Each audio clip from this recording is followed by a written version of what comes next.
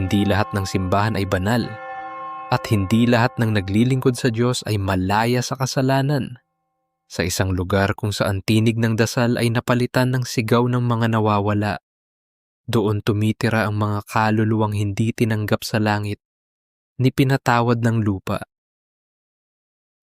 Sa probinsya ng San Lorenzo, dumating si Tin sa isang lumang bayan na may abandoned church. May dala siyang camera at voice recorder. Gagawa siya ng documentary tungkol sa mga nawawalang tao sa paligid. Si Tin ay isang 22 years old na journalism student, matapang at isang independent vlogger. San Lorenzo, isang bayang hindi na halos kilala sa mapa, pero may alamat ang lugar na to, isang simbahan na di raw dapat lapitan, lalo na kung gabi. Saad ni Tin sa kanyang vlog. Tanghaling tapat, sa harap ng lumang simbahan, pinilit ni Tin na pumasok sa bakod ng simbahan. Naabutan siya ng matandang pari sa pintuan, si Father Eladio. Kapansin-pansin ang kanyang itim na kasuotang pangpari, mahinang pangangatawan at maputlang kulay. Anong ginagawa mo rito, Iha? Hindi bukas ang lugar na to para sa paningin ng mundo. Wika ni Father Eladio. Gumagawa po ako ng research. Gusto kong malaman kung totoo ang alamat. Kung totoo, huwag mong buksan ang pinto ng impyerno kung hindi mo alam kung paano ito isasara. Babalang sagot ng padre. Ang dalawa ay pumasok sa loob ng simbahan. Madilim, maalikabok at may mga nabubulok na upuan na tila'y hindi nagamit sa mahabang panahon. Si Tin ay nag-interview kay Father Eladio. Isinalaysay nito ang kasaysayan ng simbahan. Dati, dito dinadala ang mga kaluluwang walang paroroonan, mga nawalan ng katawan, pero may utos pa. Tinawag nila akong sundo noon, pero napagod din ako. Bakit dito? Pagtatanong ni Tin. Dahil dito sila nagsimulang dumating, hindi galing langit, hindi galing impyerno. Mga nilalang na walang pangalan, pero may tungkulin. Dagdag pa ng padre.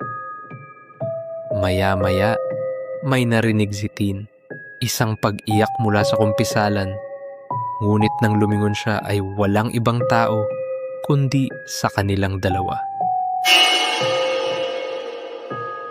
Nang silipin niya ang kumpisalan, may isang itim na kwintas. Isa sa mga gamit ng sundo.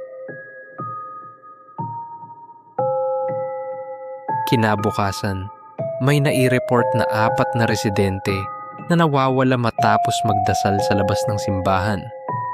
Sa CCTV, may makikitang humahawak sa kanila, mga itim na aninong walang mukha. Tila hinihila papasok sa pintuan ng simbahan.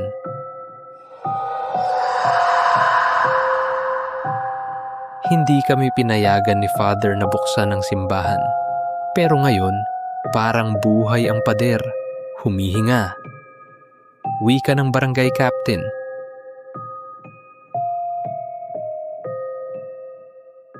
Maulang gabi, bumalik si Tin upang i-document ang gabi ng ikatlong Biyernes.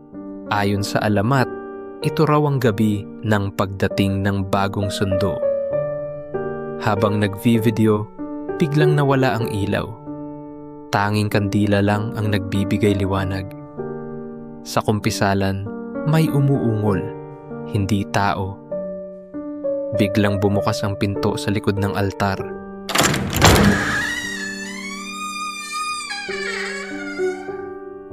Lumabas ang isang nilalang na tila tao, pero dugo ang mata, at suot ay lumang abito ng pari. Hindi tao to. Pasigaw na reaksyon ni Tin.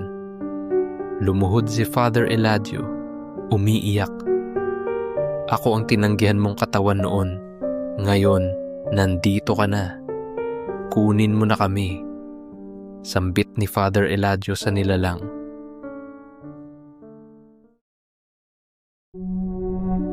Sa gitna ng kaguluhan, dumating si Ella. Nakaputi, basang-basa sa ulan. Tahimik siyang pumasok sa simbahan. "Bakit mo ako sinusundan?" Nanginginig na pagtatanong ni Tin. "Hindi ikaw ang sinusundo, kundi ang simbahan mismo. Panahon na para isara ang daanan," wika ni Ella. Tinangka ni Father Eladio na pigilan siya, ngunit itinulak siya ng di nakikitang lakas. Tumalsik siya sa altar at agad nawala ang kanyang katawan. Sa huling eksena, hinawakan ni Ella ang itim na kwintas at ibinaon ito sa sahig ng simbahan. Biglang lumindol. Gumalaw ang pader. Isa-isang nagsara ang mga pintuan. Kinabukasan, wala na ang simbahan sa mapa. Ang lupang kinatatayuan nito ay bakanting lote na lamang. May marka ng sunog sa gitna. Sa vlog ni Tin, may mga lugar na hindi para sa tao at ang alamat ay bibala, hindi kwento. Sa dulo ng footage, bago mag-black, may humampas sa camera, isang itim na kamay. Sa tuwing may pumapasok sa simbahan na hindi dapat, may isa na namang kaluluwang kailangang isara. Kung ikaw ay may kwentong katulad nito, ipadala lang sa Ulap Noir. Sapagkat sa bawat ulap, may aninong nagmamasid. Huwag kang matulog agad, baka naririto na siya sa likod mo.